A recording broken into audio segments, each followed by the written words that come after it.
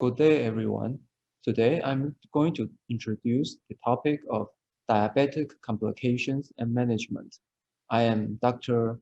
Po-Chung Cheng from the Division of Endocrinology and Metabolism from Changhua Christian Hospital. As we know, an epidemic of type 2 diabetes is underway, with 387 million people estimated to have the disease worldwide in 2014. Unfortunately, the International Diabetes Federation estimates that about 592 million people will be affected by type 2 diabetes mellitus by 2035. Currently, the prevalence of diabetes is about 10.3% in St. Vincent and the Grenadines, about 11.6% in St. Lucia, and about 11.8% in Papua New Guinea. If you refer to the table on the right, there are several known risk factors for type 2 diabetes, including genetic markers, family history of diabetes, and age is also an important risk factor for diabetes. The diagnostic criteria for diabetes is based on the risk of developing diabetic retinopathy. 3 criteria, including fasting plasma glucose, 2-hour postprandial plasma glucose, and serum hemoglobin A1C, are all able to predict the risk of retinopathy. Refer to the table below, we see that the 3 important criteria for diagnosing type 2 diabetes are as follows. At fasting plasma glucose above 126 milligrams per deciliter, 2-hour postprandial glucose more than 200 milligrams per deciliter, plasma hemoglobin A1C more than 6.5%, or random plasma glucose above 200 milligrams per deciliter, plus classical symptoms such as dry mouth, urinary frequency, and weight loss. Type 2 diabetes mellitus is associated with a range of complications that should be assessed on a regular basis, including macrovascular and microvascular complications. Also, common comorbidities such as obesity and obstructive sleep apnea should be assessed. Importantly, the patients often have high blood pressure or abnormal plasma lipids, which should also be assessed during every clinic visit. First of all, I would like to introduce the topic of diabetic nephropathy. Screening for urinary albumin excretion is a sensitive biomarker of diabetic nephropathy. This step is recommended at the diagnosis of type 2 diabetes and every year afterwards. The stages of nephropathy are as shown in the figure. Normally, the urine albumin level should be below 30 milligrams per day. When the urine albumin excretion exceeds 30 milligrams per day, the condition is termed microalbuminuria. And this is the earlier step of diabetic nephropathy. If we follow these patients annually, the patients may progress. And when the urine albumin level exceeds 300 milligrams per day, it's called macroalbuminuria. At this step, the patient's kidney function may progress, may deteriorate significantly. And patients also have increased serum triglycerides and total cholesterol. At this stage, the patient did not receive adequate treatment for diabetic kidney disease. The patient will have progressive kidney function decline and progress to kidney failure that require hemodialysis. So how to control patients with diabetic kidney disease? First of all, Adequate control of plasma glucose levels with hemoglobin A1C below 7% is essential to attenuate the kidney injury in type 2 diabetes mellitus.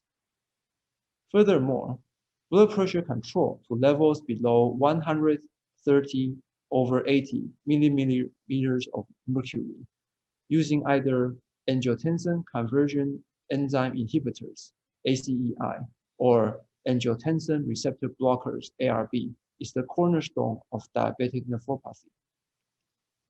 These medications, as shown on the right, blocks the formation of angiotensin II and the subsequent increase in blood pressure and urine albumin loss.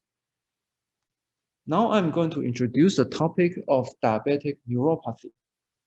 The prevalence of diabetic neuropathy reaches almost 45% after 25 years in type 2 diabetes. There are several forms of diabetic neuropathy, but the most important ones are shown below. First of all, large fiber neuropathy may involve the vibration sense and the proprioception sense of the patient. This neuropathy will increase the risk of falling injury to the patient. Second common form of diabetic neuropathy is small fiber neuropathy. This neuropathy often involves pain in the distal limbs and the impaired thermal sensation. The patients will be unable to feel injury to their extremities and may cause ulcer and limb amputation. To screen for diabetic neuropathy, we should use two tools. First, a 10-gram Sams-Weinstein monofilament to detect for small fiber neuropathy in both hands and feet. And another important tool is the 128 Hz bridle cipher tuning fork. This tool is used to screen for vibration sense and proprioception sense in diabetic patients. So as shown in the figures below, there are several points that should be tested for diabetic neuropathy in both the hands and the feet with the 10-gram monofilament. So if the patient has any problem with sensing the light touch from the monofilament at more than 2 of the points shown, then the patients probably have diabetic neuropathy and should receive further treatment. So the control of diabetic neuropathy to relieve the neuropathic pain in diabetes, the tricyclic antidepressants such as imipramine are very important for controlling neuropathic pain.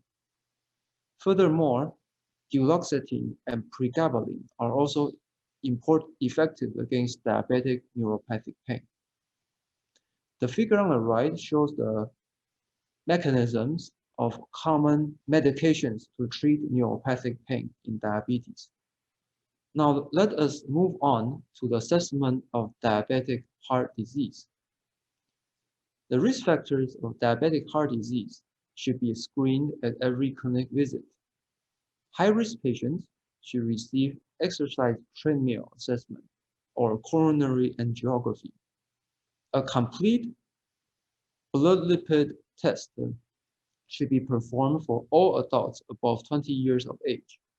For children over 2 years of age with family history of hyperlipidemia or premature coronary artery disease should also receive complete blood tests for lipid profile. Also, another important index called the atherosclerotic cardiovascular disease risk should be calculated. This is a calculator including age, gender, ethnicity, total cholesterol, high-density lipoprotein cholesterol, systolic blood pressure, diabetes, and smoking. And this index should be calculated every 4 to 6 years in diabetic adults over 20 years of age. So what is the adequate level of lipid lowering for patients with type 2 diabetes? Plasma lipids should be lowered in all patients with type 2 diabetes to prevent atherosclerotic heart disease. 4 groups of patients will benefit from lipid lowering, as shown in the green boxes on the left, including patients with clinical atherosclerotic cardiovascular disease, patients with low-density lipoprotein cholesterol above 190 milligrams per deciliter, patients with coexisting diabetes mellitus, or atherosclerotic cardiovascular disease risk score above 7.5%. And the level of lipid lowering is shown on the right. In patients with diabetes and coexisting coronary artery disease or chronic kidney disease, the LDL level should be lowered below 70 milligrams per deciliter. In patients with only diabetes, the LDL level should be lowered to 100 milligrams per deciliter. The level of LDL cholesterol lowering depends on the intensity of statin therapy. So for patients with diabetes and coexisting cardiovascular disease, we should use high-intensity statin with the goal of LDL lowering more than 50%. These include atorvastatin 40 to 80 milligrams per day, or rosuvastatin 20 to 40 milligrams per day. In patients with only diabetes or other risk factors, we should use moderate intensity statin, such as simvastatin, pravastatin, and other moderate intensity statin to lower LDL cholesterol to less than 30 to 50%. Now let's move on to the assessment of the diabetic foot. The foot ulceration is a common complication in type 2 diabetes, and it can lead to morbidity and amputation. Risk factors for diabetic foot disease should be assessed at every clinic visit. Okay, so there are some risk factors that are known to increase the risk of death in the patients with diabetic foot disease, including a low ankle bronchial index, coexisting foot ulcer, smoking, or estimated poor kidney function as measured by the estimated glomerular filtration rate. Okay, there are several stages of diabetic foot disease, and the most importantly, the foot ulcers can precede the development of gangrene. Also, the severity of the patient's foot should be assessed at every clinic visit, and osteomyelitis need to be excluded. There are 5 stages of diabetic foot disease according to the Wagner classification. So the classification grade 1 to 2 are shallow and deeper ulcers involving the skin and the subcutaneous tissue. But importantly, at Wagner stage 3 and above, the infection may reach to bone and to gangrene, which require antibiotic therapy and may lead to amputation. So the neuropathic foot ulcer requires treatment to restore arterial inflow and to remove pressure from the ulcer site. Intravenous antibiotic therapy is necessary for infected ulcers or bone infection, and fibrous tissue should be debrided to prevent further infection. So there are many ways to care for a diabetic foot. First, all patients should be told to inspect their feet for sores and open infections. And the patients should carefully trim their toenails to prevent the ulceration formation around their toenails. Patients should wear good fitting shoes and dry, clean socks to prevent foot fungal infection. Finally, let's talk about the glycemic target to control diabetic complications.